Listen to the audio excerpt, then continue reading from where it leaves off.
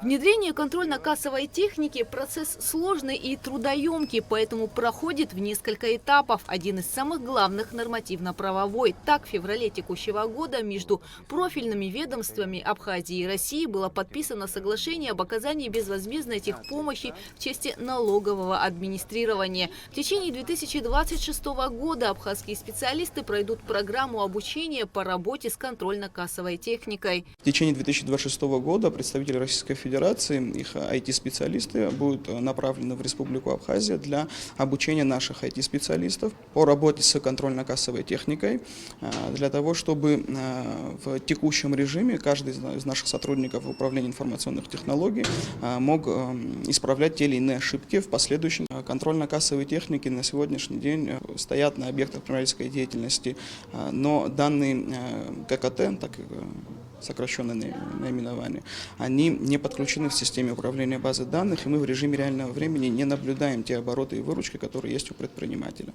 Проект предусматривает внедрение по всей республике контрольно-кассовых аппаратов. С их помощью через специальное фискальное устройство информация об обороте денежных средств будет поступать напрямую в базу Министерства по налогам и сборам. В том числе внедрение АСК НДС-2 позволит налоговым органам более тщательно следить за всеми вычетами в режиме реального времени, предоставляемым от организаций другим организациям. Стоит отметить, что контрольно-кассовая техника, она будет подключена к системе управления базы данных Министерства по налогам и сборам, и также в режиме реального времени будем отслеживать все транзакции, которые происходят на объектах предпринимательской деятельности. Вы знаете, у нас сейчас есть система управления базы данных. В Министерстве по налогам и сборам очень большая работа проводилась по цифровизации работы Министерства по налогам и сборам. И наш программный продукт, кстати, был очень хорошо отмечен нашими российскими коллегами и достаточно оценен высоким уровнем.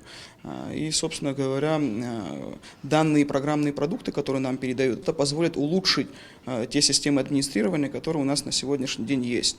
В свою очередь, хотелось бы отметить, что принцип работы Министерства по налогам и сборам, он на протяжении долгого периода времени направлен на цифровизацию процессов администрирования, на минимизацию контактов налогоплательщика с налоговыми органами.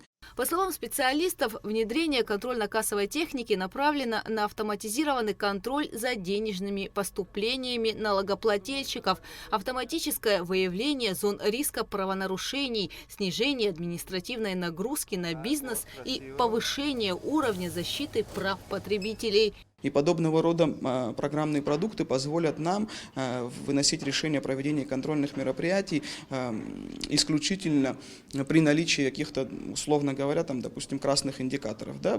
Потому что программным продуктом, та же АСК НДС-2, позволяет разделить категории вычетов на вычеты высокого риска, среднего риска и низкого риска. Естественно, мы больше будем внимание обращать на те организации, у которых вычеты высокого риска, то есть установление разрывов определенного рода по НДСу и контрольные мероприятия будут носить точечный характер. Программу внедрения контрольно-кассовой техники планируют завершить в 2028 году. Гугуца Вардания, Давид Хашик, Абхазское телевидение.